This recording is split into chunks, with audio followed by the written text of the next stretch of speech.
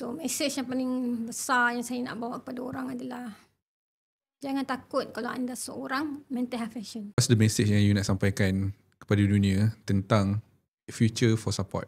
Dan I believe support ni, this is one of the kind punya apps. Kita orang website sekarang ni on the way on developing our apps. So, message yang paling besar yang saya nak bawa kepada orang adalah jangan takut kalau anda seorang mental health patient. Jangan scared dengan label tu. It's just a label.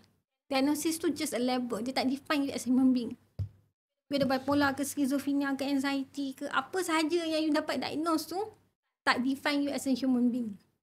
That is what support.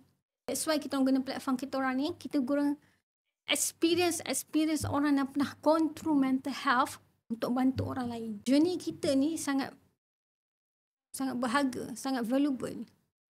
Apa yang kita lalui ni, perjalanan hidup kita ni sebenarnya boleh bantu orang lain untuk gone through and successful juga untuk hidup. So, don't worry untuk kawan-kawan kat luar sana, kalau usahawan-usahawan sana rasa macam kenapa aku rasa burn out, kenapa aku rasa aku anxiety, kenapa aku rasa aku depressed, all these things, itu adalah perjalanan anda sebagai seorang usahawan.